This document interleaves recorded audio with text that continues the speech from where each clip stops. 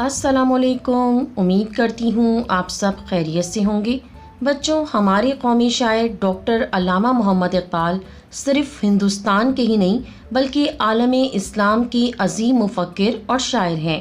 اقبال نے مشرق و مغرب کے تمام فلسفے پڑھنے کے بعد قرآن کا گہرا مطالعہ کیا اور اس کے بعد قرآن کی روشنی میں ملک و قوم کی اصلاح کو شاعری کا موضوع بنایا۔ تو آج ہم اردو قواعد میں شاعر مشرق ڈاکٹر علامہ محمد اقبال کی نظم دنیائے اسلام کو پڑھیں اور سمجھیں گے۔ کیا سناتا ہے مجھے ترک و عرب کی داستاں، مجھ سے کچھ پنہا نہیں اسلامیوں کا سوز و ساز۔ داستان کے معنی کہانی، قصہ، پنہا کے معنی پوشیدہ، چھپا ہوا، اسلامیوں مسلمان، سوز و ساز غم اور خوشی، دکھ اور سکھ۔ تو اس شعر میں علامہ اقبال کہہ رہے ہیں کہ تم مجھے ترک و عرب کی داستانیں کیوں سنا رہے ہو؟ مجھے ترک و عرب کی فتوحات کا علم ہے، لیکن جب سے وہ اسلام سے دور ہوئے تو ان سے سب کچھ چھن گیا۔ اس لیے ہمیں اب ماضی یاد کرنے کے بجائے حال پر توجہ دینی چاہیے۔ حکمت مغرب سے ملت کی یہ کیفیت ہوئی، ٹکڑے ٹکڑے جس طرح سونے کو کر دیتا ہے گاز۔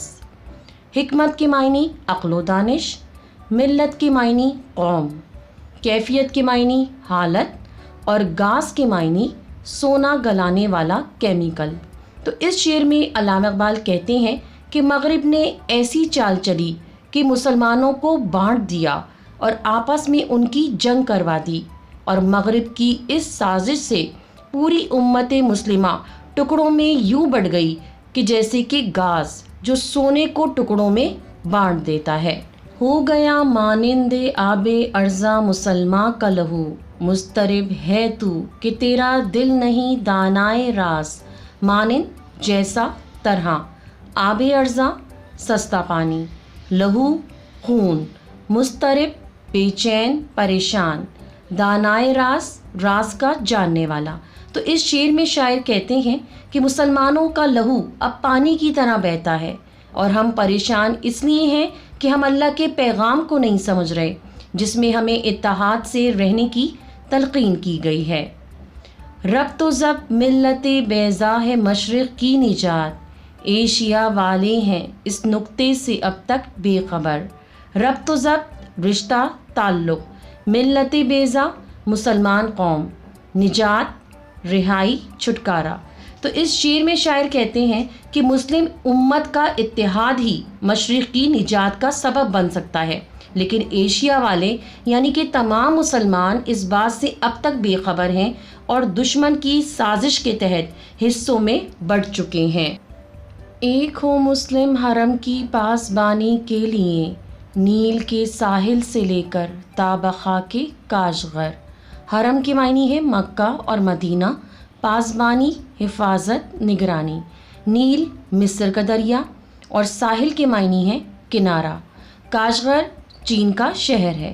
تو اس شعر میں شاعر مسلمانوں کو مشورہ دے رہے ہیں اور نصیحت کر رہے ہیں کہ اگر مسلمانوں کو حرم کی حفاظت کرنی ہے تو انہیں ایک ہونا پڑے گا۔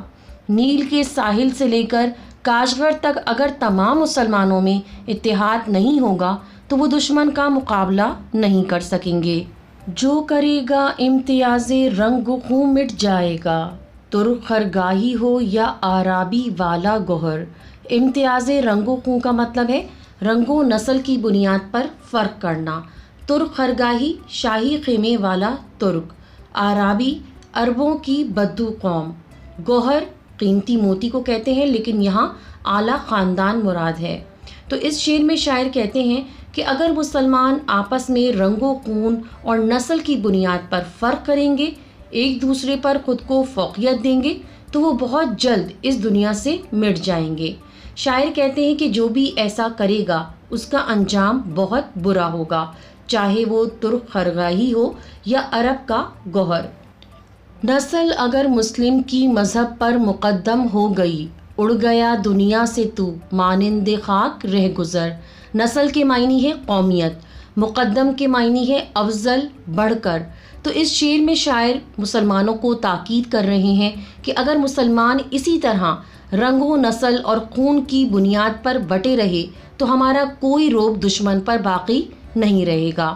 اقبال کہتے ہیں کہ ہمارا مذہب ہمیں آپس میں نسل کی بنیاد پر فرق کرنے کی اجازت نہیں دیتا۔ اگر ہم ایسا کریں گے تو ہم مٹی کی طرح ہو جائیں گے جس کی کوئی اہمیت نہیں ہوتی اور وہ ہوا کے زور پر ادھر سے ادھر اڑتی رہتی ہے اور ہماری بھی وہی حالت ہو جائے گی۔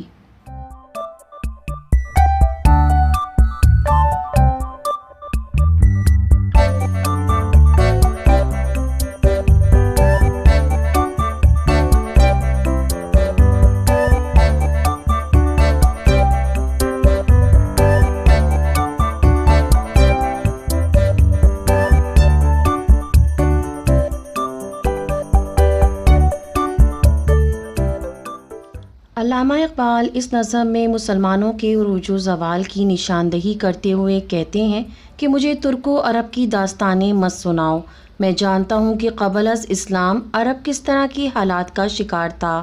جاہلانہ طرز زندگی، کسی قانون کی کوئی پاسداری نہیں تھی، مگر یہ ہمارے اسلاف ہی تھے جنہوں نے اپنی بے بہا کاوشوں کے سبب وہاں اسلام کا نور پھیلایا، اور جب وہاں اسلام کا نور پھیلنے لگا تو مغربی طاقتوں نے کس طرح اپنی عیاریوں سے مسلمانوں کو ٹکڑوں میں بانٹنا شروع کر دیا اور مسلمان قوم میں اتحاد، ربط و ضبط تقریباً ختم ہو کر رہ گیا۔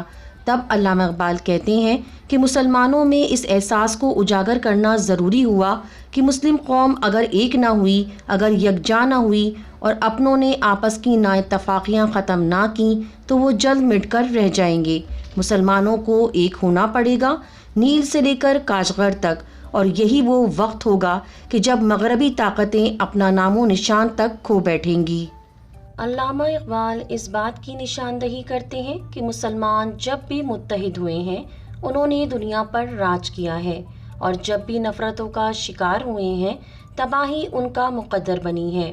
وہ مسلم قوم کو اسلاف کے کارناموں سے آگاہ کرتے ہوئے ان کی عملی کاوشوں کی نشاندہی کر رہے ہیں اور بتا رہے ہیں کہ مسلم قوم کا اتحاد ان کی ترقی کا ضامن ہے اور ان کا ٹوٹ جانا تنزلی کی طرف لے جاتا ہے۔ لہٰذا مسلمانوں اپنے مذہبی اقدار و روایات کو اپنا کر متحد ہو جاؤ تاکہ پھر سے دنیا پر تمہارا راج ہو سکے۔ نظم دنیا اسلام میں مجاز مرسل کی پہچان کریں۔ مجاز مرسل پر میں پہلے ویڈیو بنا چکی ہوں اور اس کا لنک میں نے ڈسکرپشن میں دیا ہوا ہے۔ آپ مجاز مرسل کو سمجھیں اور اس سوال کا جواب دیجیے۔